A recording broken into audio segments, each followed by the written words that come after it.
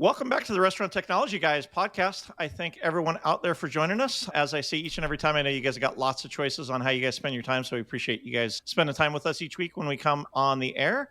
Today, I am joined by somebody that I just met, but I've been following for quite some time, so I'm going to let him talk a little bit about himself. Tyler, you've become an internet sensation recently, and I'm super excited to get into your story today. But for those that are not familiar with who you are, Tyler, why don't you introduce yourself, and then we can talk a little bit about what you get to do. Thank you, Jeremy, and thank you for inviting me onto the show. I'll start with my journey as an entrepreneur. It was at 23 years old, and as of a year ago, I don't think anybody even know who I was, including yourself. And in the last year, that's changed. And that was a very intentional change. Even though as an entrepreneur at 23, my business stayed in a bubble. And I, for a lot of time, focused just on the people around me and payment processing. And in 2017, decided to take a different path and did a few M&As, which got us here today, which is a couple of brands. We have VersiTech as our entity, Bold Integrated Payments as our payment platform, and Tonic Point of Sale.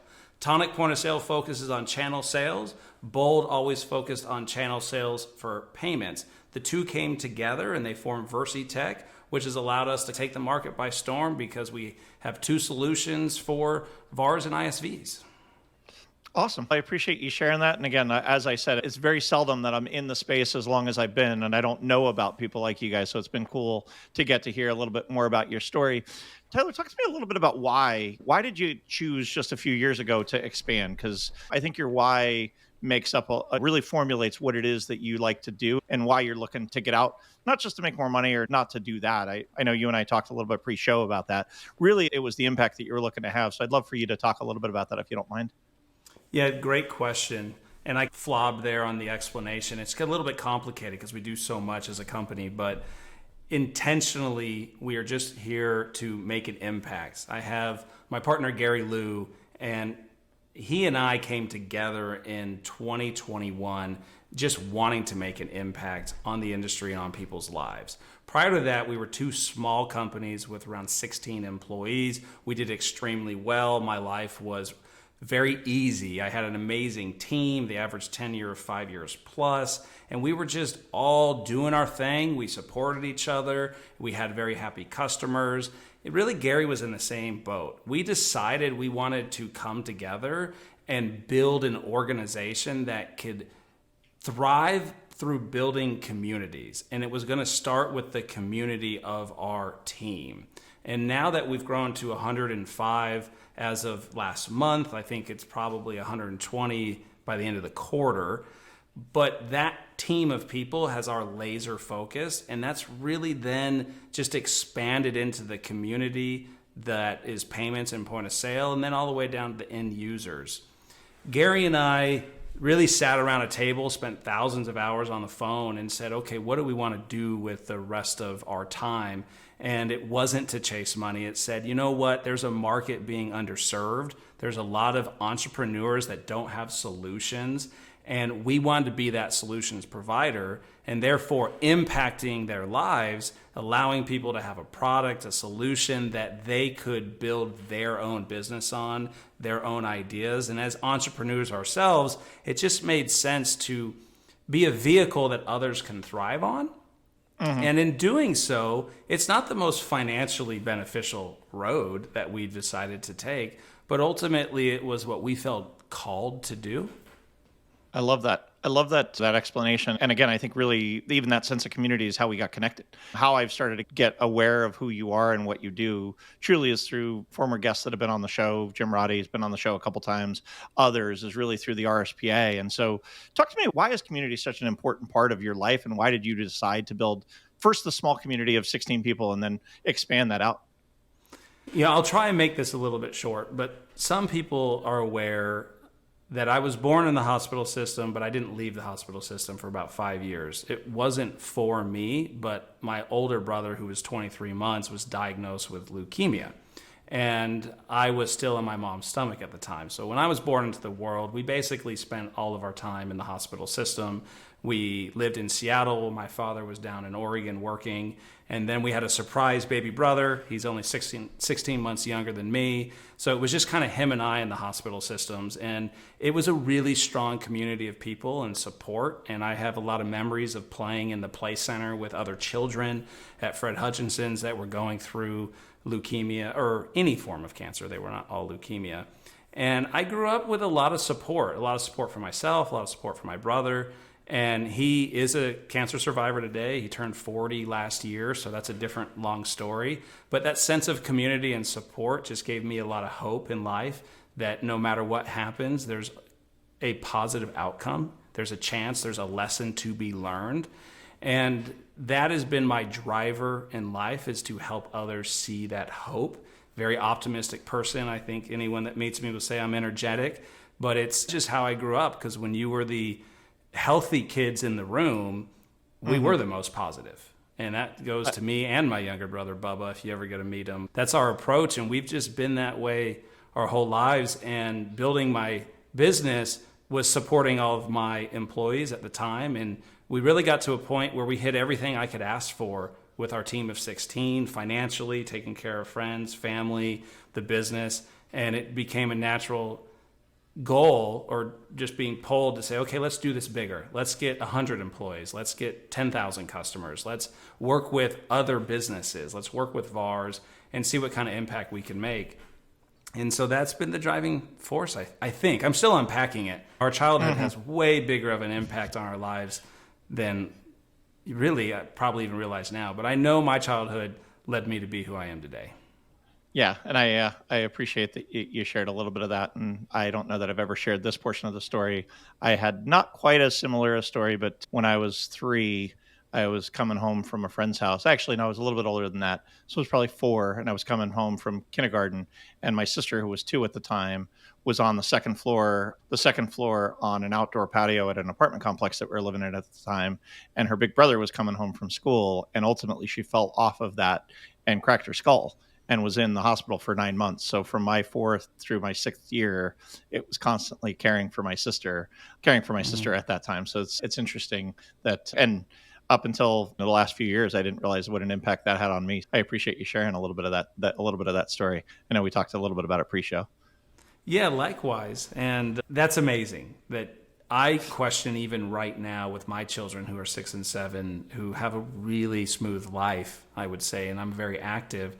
I wonder what lessons I'm teaching them. It's actually something Gary and I were just talking about, how we want to get them into the facilities that are helping those that are in need. I want to take them down to the hospital to meet children that are going through tough times and get connected with care. I was really proud of my son. We had this Dad and Donuts at his school just recently, and they do all this work and they put together these slides of life and advice and what their parents teach you. And my son and daughter really just wowed me that day when I got all this stuff. And what it was is, what has your dad taught you? And my 7-year-old wrote, to be loving and caring. And I was like, man, that warmed my heart, because he doesn't have the same upbringing I have, the need to help others. He doesn't have that, but he still picked that up, and it really made me happy.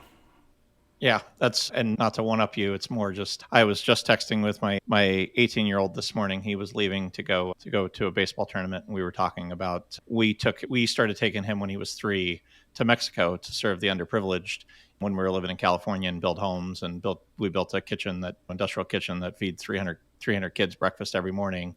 And he's friends with these kids. He's running around 3-4 years old playing soccer with these people. He can't speak English. He can't speak Spanish, but he realized that people are the same no matter where they come from, what language they speak. People really want to be cared. They want to be heard. They want to be seen. They want to be loved. And so he and I were texting about that this morning, and he was commiserating about the travel woes with the baseball team traveling to Florida, and just going, none of these guys had the same experiences that I had. And I said, probably none of them were in Mexico serving the homeless or serving these people at 3 and 4 years old. So yeah, and again, not to one up, because that's awesome. That to me is what you call winning, when your kids can recognize that it's not about selling point of sale systems or payment systems. It's more about how you treat people and take care of people. Yeah, I don't feel that way at all. You could say one up. I think it's sharing of a beautiful example. You have older children than I. I look forward offline probably hearing more how you created the relationship where your 18-year-old, 19-year-old, all your kids are communicating to you. I think that Yeah. is not as common today ever, where the kids are really caring to share with their parents like that. So I think that's wonderful. We do have a mutual connection, just to switch gears here for probably what people want to hear. Jim Roddy, you mentioned that name, and Jim and I just met yesterday. We actually just shot a little Tonic series where I got to know Jim, and it was pretty exciting. How long have you known Jim? I have known Jim for quite some time. Jim used to work at Business Solutions Magazine. For those that aren't aware, he's the CEO of the RSPA. Ultimately, I helped him come to the RSPA after he left WorldPay years ago. But I met him 13 years ago, 14 years ago in Chicago. He was the editor of Business Solutions Magazine, and he had asked me to fly out and do a speech. It was the first time I'd ever, and I'm like, Jim, why do you want me to do this? And scared the crap out of me. But I flew to Chicago, took the train up to Roseville because it wasn't even really Chicago. It was up in Roseville, and took the train up there and stayed at a hotel. And he had me talk to a bunch of ISVs and a whole bunch of people about my experiences in the restaurant tech space. So yeah, Jim is one of the best people in the industry that I've ever had the privilege of interacting with. And I got to be his boss for a year as the board chair of the RSPA. When the previous CEO resigned, Jim was already on staff, and I said, hey, we're going to move Jim into that CEO spot. All right, I have to ask. You laid a lot out there that I have really been racking my brain on, and maybe it's because you were at the board and you have this long history and you brought Jim in. But when I went to Inspire this year, it was my first time. It's an event hosted by the RSPA. It was in Puerto Rico. I overheard multiple people say Jeremy Julian's name, and it was said, I miss Jeremy Julian. I wish he was here. I didn't know who Jeremy Julian was at the time. I really thought, who is this guy? Because it was the only name I heard the entire time I was there where someone said, I wish somebody was here. And I don't think I've been to trade shows where people talked about someone they don't even work with that way. So what did you do when you were a board member that made people wish you were at Inspire this year? It's similar to your story. For me, it's about the people. I made relationships for a long time, and this might come off as a little bit terse. In our industry, there's a lot of what I call 50-year-old white guys or 60-year-old white guys that all have been doing this since NCR trained them back when they were 20 years old. They've been doing it for 40 years, and they work in the same exact circles that they were 30 years ago and 20 years ago. And my big position 7 years ago, 8 years ago now, when I ran for the board, was no more of that. At the end of the day, that is not our competition. Our competition is these highly funded VC-backed companies that are out there. We need to work together.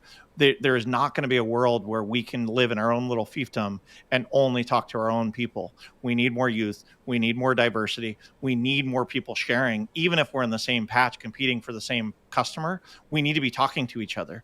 Multiple times throughout my tenure in this industry, if you had a customer that called me and looking for a system, I would call you and say, hey, you probably should go take care of this guy because he's at risk, instead of just taking that business from you. Because at the end of the day, I think that you deserve a chance to solve that customer's problem rather than having me just steal it from you. And I've done that hundreds of times over. And quite frankly, the reciprocation has come back where people are upset with our team because we're not perfect. You're not perfect. Your team's not perfect. They're going to mess up from time to time. And when they do, we deserve the right to be able to go make it right for that customer, to build into that relationship. And so for me, relationship is what it's all about. And so I built a lot of longstanding relationships. Some mentors, there's people above me. I stand on the shoulders of the people that were there before me because I wouldn't be able to do that. And these people that poured into me when I was a young punk that didn't know anything about anything in this industry. And at the same time, it is incumbent upon me to do that same thing for those people that are coming up behind me that don't have the same opportunities that I've had. I intend to hold your feet to the fire on that because I'm relatively new to the space, and especially RSPA. So I certainly will be asking a lot of questions offline, but there are a couple things that I want to ask the guy who was missed. Number one is, I'm going to put you on the hot seat. Why weren't you there? Why wasn't I there? 100% truthful story. I looked back at my travel schedule. So for those that are longtime listeners, they know I have 4 kids. And 2 years ago, I spent 120 nights outside of my own bed. Last year, I spent 110 nights outside of my own bed. And I looked at it and said, you know what, do I really want to spend more time? And so I had to cut things. So I intentionally planned my calendar. That's number one. Number two, one of my team members, one of our team members, not my team members, but one of the team members on the CBS team had been asking about board positions. And while I'm on the board, nobody else at our company is allowed to run for the board. And she had asked me for the opportunity to run for the board once I positioned off. And this was my very first event where I had positioned off after 7 years on the board and as the board chair. And she just became a board member. And I wanted her to have her day in the sun. And I was afraid that if I showed up there, that I would overshadow her first board meeting, her first Inspire, the first time she's got an opportunity to represent our organization to the entire industry without me there. She's gone with me before, but I wanted her to have her day in the sun without me overshadowing it is really where it came from. I think an answer everyone has no response to. That is a great answer. So then I'll go to my next question that I heard you state. You said when you were a young guy in this industry. How young were you when you started in this industry? For those that know me, know that it's a family business. If you go on restauranttechnologyguys.com or even on the Custom Business Solutions website, my dad is the founder of CBS. He bought a cash register business from a couple. There was 3 employees, 2.5 employees really. One guy was part-time, and it was a couple in 1987. And they were selling cash registers in Huntington Beach. And so I was 10 at the time. And so I started, but even before that, he was working for somebody. So CBS started in 1987 as a different brand name. This year, we're celebrating 30 years as Custom Business Solutions. So it reincorporated in 1994. But I have pictures. So I'm hearing a while. That's what I'm hearing. I'm hearing a while. It's a long time. It's a long time. So I spent summers, I spent spring breaks, I spent time unboxing cash registers, unboxing computers. And then really the only professional stint that I have was in college. I worked in restaurants using the systems that we sold. Quite frankly, I worked serving and waiting tables in restaurants. So I've been in the restaurant space pretty much my entire life. So I heard you had an in to get into those restaurants you were working at. Maybe there might have been one or two favors being said. I rode my bike because I didn't have my license at the time. I was 15, and my very first serving job was at Denny's. They opened a Denny's in the town that I lived in, right near my high school. And still to this day, back to relationships, I still have a relationship with the owners of that Denny's that opened in 1992. Wow. Wow. Okay, so you've been in the industry a while. Check. You got me beat there for one-upping each other today. Just kidding. Yeah, it's definitely not a competition. That's for darn sure. No, I'm playing around there. Okay. And then I wanted to ask, you said you have 4 children. Gary Lou, for those who don't know, my business partner, he has 4 children. I have 2. 4 has been something from the outside looking in, it looks pretty hectic, right? And you're running the business, you're running the podcast, you have 4 children. How are you managing that time? First, I married up. My wife is amazing. Michelle is awesome. But yeah, honestly, and I'm a person of faith, and again, longtime listeners will know that, but had 2 kids. Things were great. Kids were awesome, super easy. We were doing some mission work, and God called us to go adopt. And so about 11 years ago, we adopted from East Africa. And Michael, who's now 15, he was 4 at the time when we picked him up from the orphanage. He'll be, probably by the time this releases, he'll be 16. He came into our lives, and life changed forever because now we had a son who was from Africa and didn't speak English. And I have 2 kids at home that are 5 and 3 at the time, or actually, I'm sorry, 7 and 5 at the time. And then God blessed us with a girl 8 years ago. Not something we were planning, but not were we expecting. I show up at home from work one day, and my wife says, "You need to sit down." And I'm like, "What in the world did just happen?" But God knew His plans, and now she's our 4th, and life is amazing. Quite frankly, life is amazing. I wouldn't wish it any other way. 4 is the magic number then, for those of us out there. I'm sure a lot of people are shaking their heads saying, "I don't know about that." But yeah, for 2 people in my life, 4 seems to be a pretty magic number. It's been pretty miraculous, and I started to say it earlier, but for me, it's an opportunity to invest in the lives of people that are going to be able to make a difference in the world. And all 4 of my kids already make a difference in the world. And I have a couple life goals. And anybody that'll listen to me for more than 5 minutes, I often tell them I want to be able to love my wife and want to spend time with her even when the kids aren't here, meaning like I'm not running them to soccer practice and baseball practice. And I want my kids to want to come home even when they don't have to. Those are my 2 life goals. And to me, if my kids want to come home on Sunday night for Sunday night supper, that to me means all the world to me. Gary and I became really close over such a similar subject. Gary's son was 2. He was Matthew, and we were at a president's club. This is where we met. And I brought my father when I was in my early 20s, and that's who I wanted to bring to celebrate with me. And so Gary asked him, how do you foster a relationship with your child that they would choose as a young 20-year-old that I'm going to bring my dad over so many other choices at the time for a fun trip? And my dad gave this answer, and I'm curious your thoughts on it. He said that his philosophy to foster that strong relationship was to build an environment, a homestead that his son's friends wanted to be, and to give them activities that they enjoyed. Therefore, the friends looked at him as a cool dude, somewhere they wanted to be, and they listened to my dad. So when we got to those difficult teen years, that rather than the rebellion, the friends were saying, your dad is cool, listening to him, therefore we listen to him. And that was the advice he gave Gary, and I've never forgotten it to this day. And it rings so true because there's a dozen of my friends that look at my parents as parents, quite frankly, because of that philosophy. And you had your son reaching out to you, and therefore I thought, what would your answer be to that same question? I got the same privilege you did. My dad we were that house. The pantry was always full, and the pantry was full. And what he said to me is, if you feed them, they'll come back. If you make it a comfortable place for them to come. Very true story. And I love telling this story because it's quite ironic. My son graduated high school last year. He's off at college. And one Sunday night, I get a text, and I get a text from one of his friends, and it was random. And I'm okay, why is Kurt texting me? And so Kurt texts me and get the text. And I didn't have Kurt's number in my phone. So I'm like, he says, hey, this is Kurt. I'm like, Kurt who? He's like, Kurt, Nick's friend. Nick happens to be my son. So yeah, what's up, Kurt? And we happen to have some thunderstorms in the area. And I was like, maybe his house had some problems. His parents needed some help or whatever. I don't know. I didn't know what he was texting me about. But come to find out, he's going to Arkansas, University of Arkansas. And Arkansas is playing A&M. And they're playing here in Dallas. And so what he was hinting around at is he was going to be home on Saturday night. And he wanted to host poker at my house with all of his friends, even when my son wasn't in town. And we have enough of a relationship that Kurt also asked me to make them dinner because they get pizza at college all the time. And I said, do you want me to just order you pizza, bud? Or do you want me to make dinner? He goes, Mr. Julian, if there's any way you could make us some burgers and hot dogs, that would be amazing. We've gotten cafeteria food for the last 3 months. So to me, that's what it's all about. And I now still, my son has kids that are now seniors.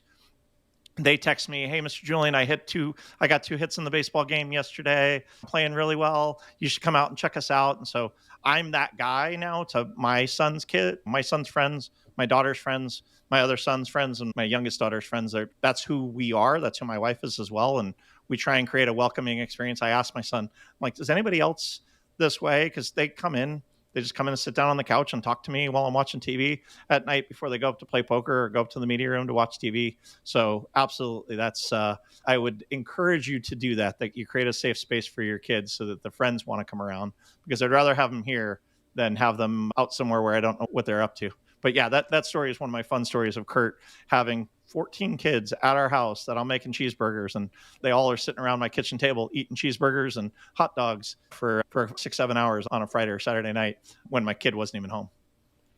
Jeremy, if that's clearly, you answered my question of why people missed you. If you treat everybody the same way that you treat your children in these stories, I'm glad that we finally got to connect here. And before, I'm sure you got to ask me some questions here, but I'm going to take this opportunity while I get a chance to know you and ask, this is how you treat the RSPA. This is how you treated your family and your children. You grew up in an environment where CBS is where you worked for your entire life. What's the culture like at CBS, and does it mirror what you've done personally? Yeah, it absolutely does. And we're an EOS house. For anybody that doesn't know EOS is an entrepreneurial operating system. And when I think about my personal why and I think about our business why, I believe that God created everyone uniquely. And at the end of the day, my job as a leader is to help them find that. And sometimes they're going to find that inside of our organization. Sometimes they're going to find that outside of our organization. And so my job is to invest in them. Leaders' jobs are to invest in them and to help them get that and find why they were created, and helping them. The 2 best days of your life are the day that you're born and the day you find out why. my goal is to help them find out their why as fast as possible so they can make the largest impact. And that's why we do what we do. Share a quick story. There's a kid that if you've ever seen the show Breaking Bad on HBO, Yes. there's a kid that I just played golf with him earlier this week. He was that kid. He grew up, his parents were cooking meth in a trailer. He ultimately got into the life of cooking meth and selling meth on the street. Ultimately got sent to prison for it. And he comes and knocks on our door one day and applies for a job. And he's like, you know what? I've cleaned up my life. I've cleaned up everything that I'm doing. And I could go through hundreds of these stories, but he's one of my favorites. He's one of my favorites. And I just saw him, so it makes it easier to talk about him. He came in and he's, I know I'll do anything you guys need me to do. I'll clean floors. I'll wash the bathrooms. Like, you tell me what you need me to do, but I want to make it right. And if you take a chance on me, I will prove it right. And ultimately, he worked for us for 14 years. He ultimately became a VP at our company and then decided, hey, you know what? I'm at the max where I can get to here. And we released him off to some clients. And now he's running IT for a brand that's got just over 80 restaurants and is now married with 2 girls. And I look at Jason and I go, you know what? I'm so proud of you. And he's one of literally hundreds of stories of people that we've looked at and said, you know what? The person in there is not what the world sees them as. They are somebody that's created for a purpose. And if we can help them find it, they'll ultimately be able to go change the world. And he has, and hundreds of people later that we've been the privilege to influence in that way. That's why we do what we do. Wow, that's an unexpected story, but makes a lot of sense to me from just personal satisfaction. I would love to have stories like that. I'm early in the journey. I don't think I've known someone 14 years yet. I've only been doing this for 14 years, so I'm looking forward to having a story like that. Do you share those on the podcast? Is that... I have not historically. It's funny that you ask because it's not even the adoption story. I think I've shared more on the personal side than you've clearly turned the script on me here, Tyler, that we came on to talk about Tonic and you've flipped the script and been like, hey, I'm going to ask you some questions to learn more about you. So I love that you've taken the opportunity because I've shared them individually, but I've never really I've shared them in little bits and pieces, but never all in one fell swoop. And at the end of the day, and I said it to you when we were prepping for the show, I hope nobody talks about how much point of sale I sold when I do eventually pass away. I hope that they talk about the impact that I had on their life, the way that I lifted them up, the way that I shared with them a story, the way that I encouraged them to be better than to see something in them and lead them to a path that they didn't even know that was possible for themselves. And that's my goal in life. That's that young lady that she had blue hair. She was working on the help desk. She was working the overnight shift on the help desk when she started. And now she's a VP at the company. She's on the board for the RSPA. And I'm so proud of the work that she's done. And again, those are the things that get me up in the morning and make me work the 12 to 14 hour days that we get to do as entrepreneurs. Yeah, that's the normal day. That's definitely an ideal day when it's only 12 hours. That's for sure. And I didn't mean to flip the script, but there's not many people that I've met in this space where others are just wishing they had more time with. And that was you. And I'm hearing why. And I have another why question, which is why the podcast. I'm going to recap this for everyone hearing, because what I'm hearing is a father of 4, a lifetime veteran in your space, no small business. You guys have achieved some super milestones with the close to 100 or 100 employees, as you mentioned, or I heard even.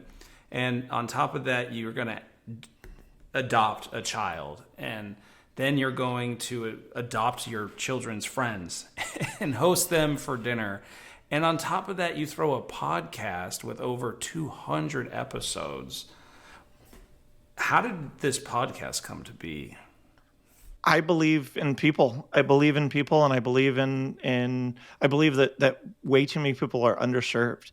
And so for me, it's how do I expand the opportunity for people like yourself to get out in front of audiences that they wouldn't be able to get out in front of, to learn.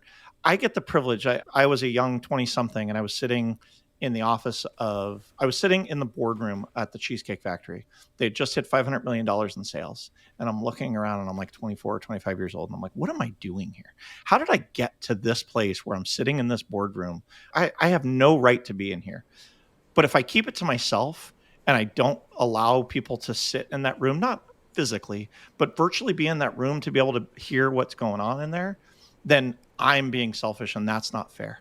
And so for me, it's for the people that are out there, the impact. When I walk through the NRA show, when I walk through the RSPA show, and people are like, oh my gosh, you had Tyler on and that dude's awesome. He helped make this customer's problem go away, or he helped take care of this thing, or he and I innovated on something that I've been wanting to do forever. And he was able to come up with a way to solve this problem for this solution. That again is the impact that I look at and go, there's nowhere else in the world that there's no other way other than through media that I can do that, because I can only talk to so many people. And so for me, it was an opportunity to get people to the insight for the privileges that I have to talk to people. How do I share that with the world at a greater level so that they can take that and make their business better? And I do believe a friend of mine, Sean Walchef, he's a restaurateur and media guy. All ships in the harbor rise together. I truly believe that. I truly believe that if we continue to lift people up, they will continue. I want to give hand up to people. I want to help people be the best version of themselves that they can be. I don't believe in pushing anybody else down. And the only way I can do that, and why do I have people that even compete with our regular business on the show? Because at the end of the day, I think there's a place for everyone in our space. And I really do genuinely believe that. Why do I call people and say, hey, you should take care of this customer? Because at the end of the day, I believe in that.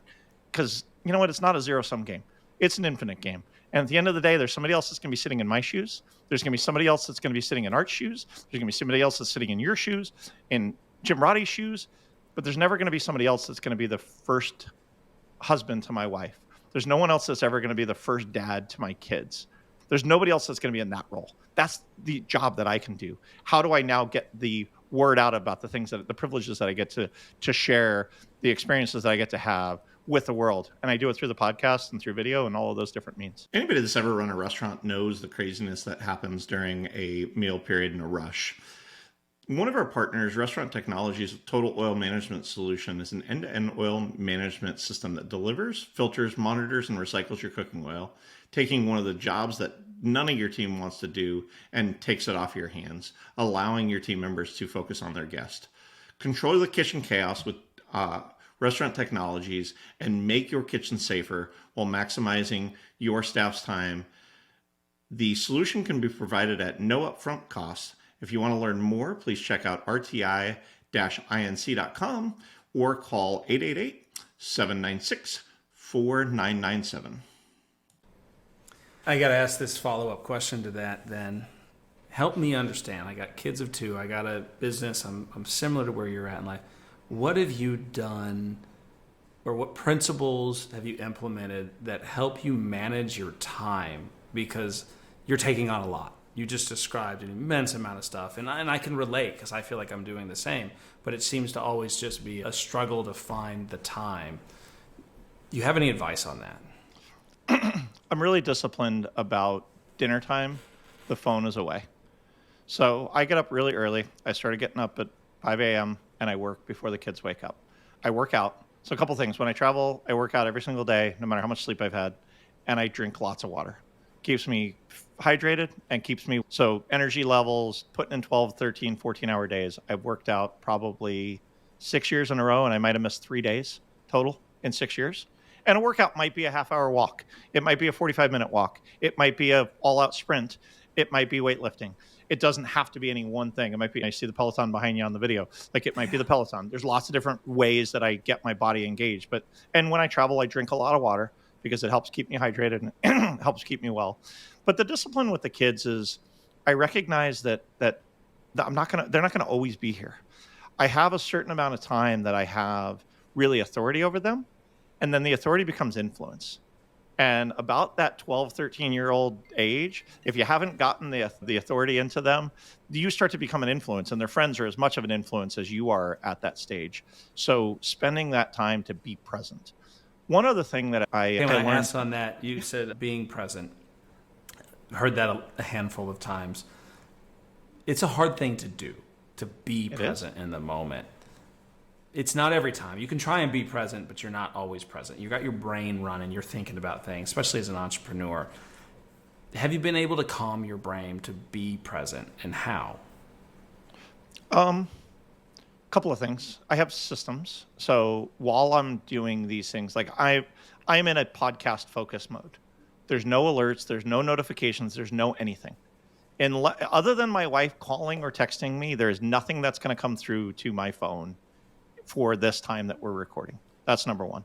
So putting in that discipline to be okay with FOMO, because you know what, you're scared. What about that notification? What about that deal? What about that customer? What about that whatever? So being able to do that. And then I learned from a friend of mine who's from Africa that at the end of the day, he says, you Americans have all of the watches, us Africans have all of the time.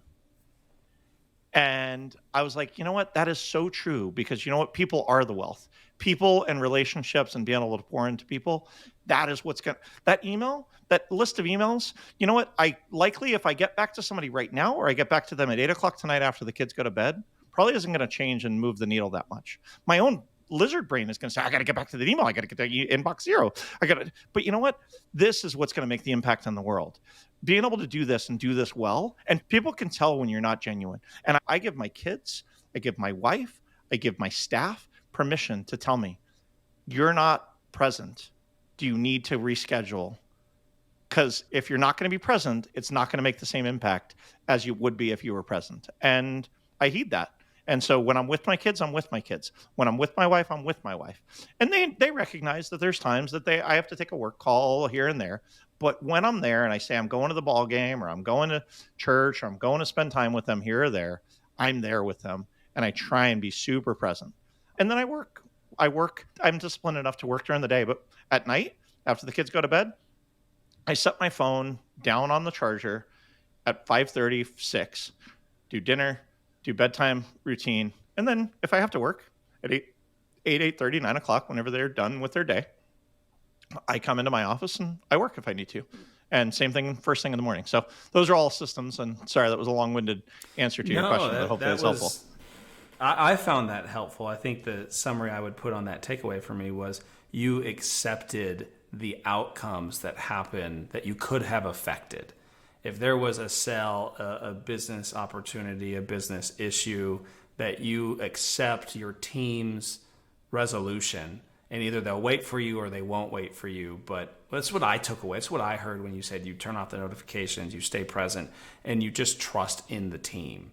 That was in the. And I've given very clear direction that says, so part of EOS is we have core values, and I say it every 2 weeks on our all staff call. You went exactly where I was going to ask you, because we run EOS too. So it was going to be like, if you make sharing your core values? I'm happy to. They're on our website, and you can go. Please add those to your explanation here. Go ahead.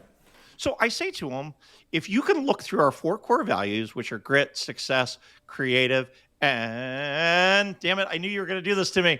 Sorry, I'm terrible. I know them. I promise I know them. And my team's going to yell at me when they listen to this. But when they look through their core values, if they look through them and say to me, I evaluated the core values and I made a decision that I thought was best for our organization, I will stand behind them. I will stand behind them. Humble. The biggest one that I try and practice. So it's humble, grit, success, and the one you know. So you didn't need that I know. That I try and live every day. But to me, I give them permission: 1, to call me out on my BS; 2, to call me out even on my core values. I tell my kids and I tell my staff. And my staff, I don't own them. They're the staff that serves our customers. But our team knows that they are allowed to call me or anybody else out on the core values if you're not acting in accordance with the core values. And the flip side of that is look through the 4 core values. If you can make a decision and evaluate those 4 core values and say, you know what, I acted and this is why I did it, I will support you even if it was the wrong decision. Because you know what, I'd rather you make a decision that I took the core values and said, you know what, I was exhibiting the core value of grit, or I was being humble on this, or I was trying to lift somebody up and the core value of success. You know what? You evaluated it, you made the wrong decision, but you know what? You made a decision and you evaluated it. I'm all on board with that, and I will stand behind you all day long. That's fantastic. I really enjoyed that, especially your core values. How long have you run EOS? We're going on 3 years now. This fall, I think, will be 4. So what's the biggest impact? EOS, I started 2 years ago. And Gary was a huge fan. It was part of our deal. He said, we got to run EOS. So I said, okay, let's try it. What's the biggest impact EOS had for you? Putting succinctly who we were, forcing me to talk about the why. Because I would talk about these anecdotal stories, but people didn't quite get it. they didn't live the core values. They didn't live those types of things. And I would go home frustrated. And Art would go home frustrated and be like, why did they not do this? Why is this employee so, I just don't get it. And again, I'm being dramatic about it, but these kind of things happens as an entrepreneur. You're like, you want to replicate yourself, and the ability for people to make decisions when you're not there. And then longer term, it's been systems and processes and what's our core marketing message and all of those kind of things. But it's really, who are we at our DNA, and people understanding those things and then being able to hearken back to it. Very true story. I was back to the core value of humble. I was on a conference call sitting right here where I'm taking this call from with you. And I have a sales engineer, young sales engineer, and I'm training him and I'm coaching him on word tracks and how to ask questions in sales opportunities. And we were role playing a little bit, and I was picking on him like, oh, you do listen, you do get it.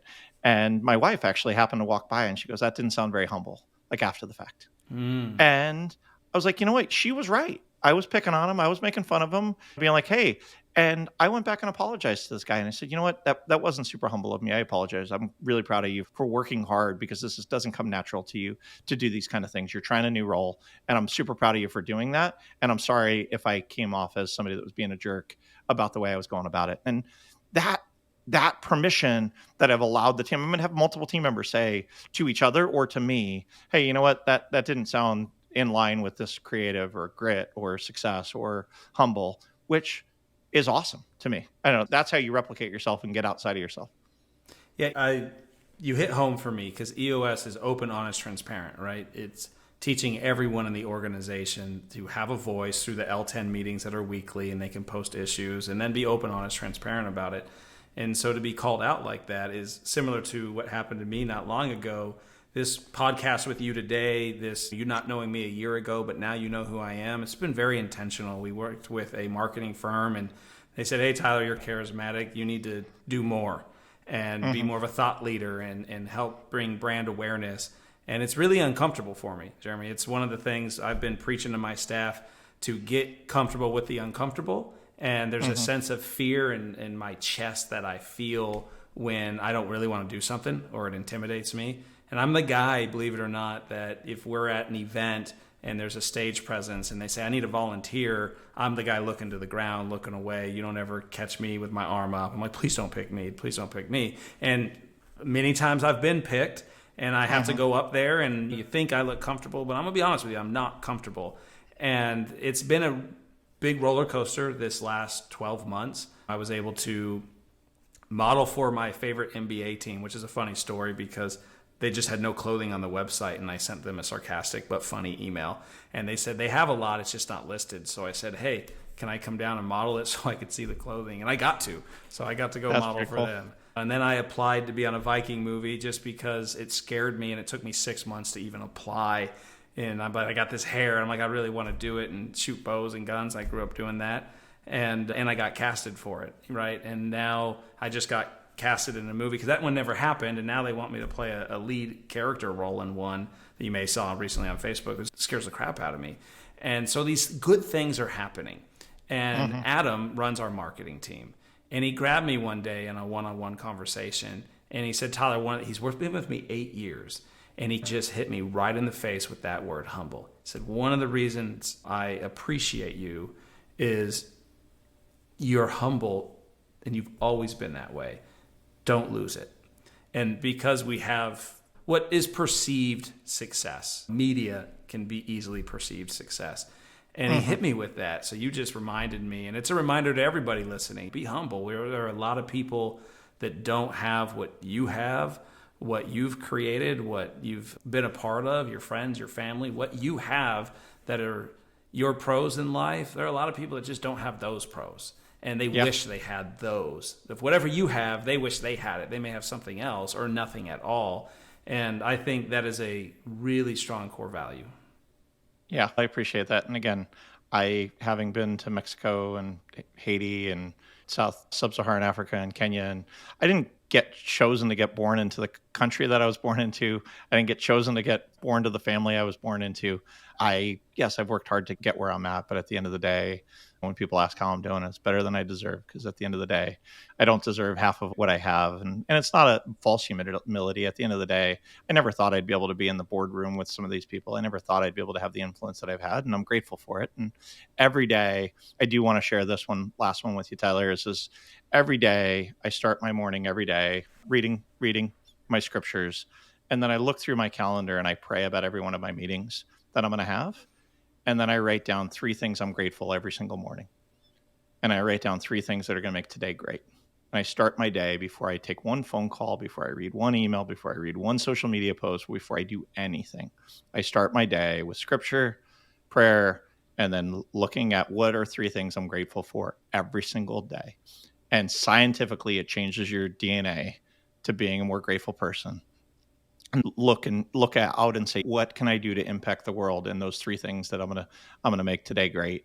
And then at the end of the day, I get a reminder to talk about what are 3 things that happened that were really positive on the day, and then one thing that I could have done differently, or one thing that I learned from the day that I didn't know before that.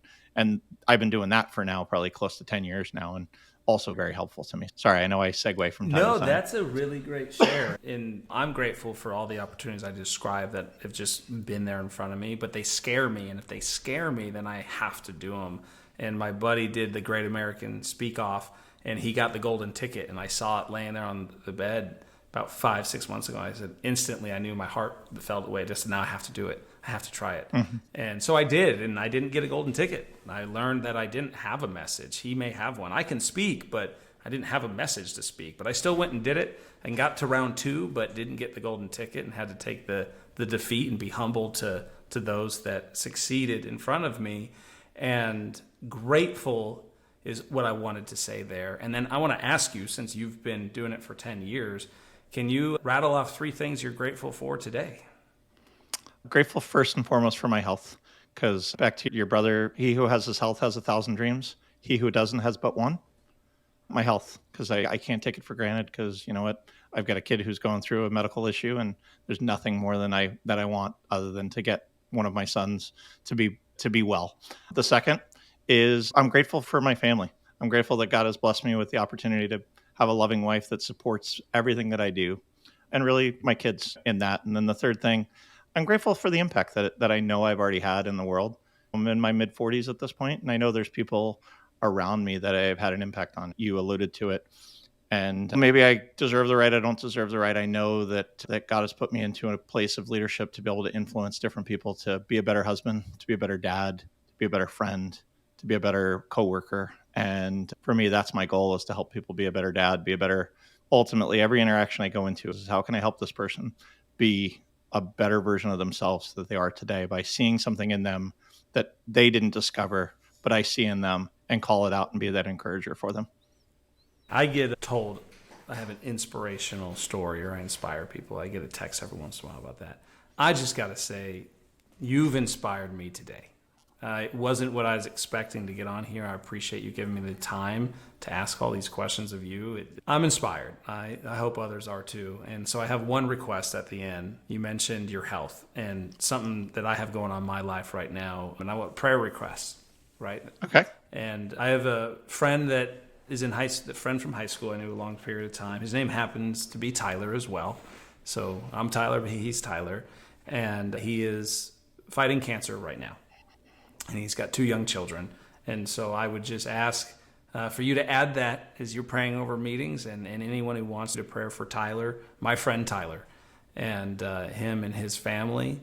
And I'm watching closely on his journey and trying to send as many prayers as I can. So as you mentioned health, I wanted to put that request out there for anyone that wants to do that. I really appreciate that. And again, we will definitely pray for Tyler. Tyler Young, we have not talked enough about Tonic. Would you be willing to come on the show a second time so we can talk more about Tonic, since you flipped the script on me and started asking me a whole bunch of questions? And I genuinely appreciate, you do a great job of listening and asking good questions. So thank you for taking the time. I hope that our listeners are a bit inspired by yours and my chat today when they listen. Jeremy, I'll talk to you on this podcast. I'll talk to you anytime off this podcast. I enjoyed it thoroughly. I appreciate that. And guys, to our listeners, we know that you guys got lots of choices. Like I said, Tyler, thank you so much for sharing a bit about who you were. Let's do Tonic. We'll do Tonic very soon. And to our listeners, guys, make it a great day.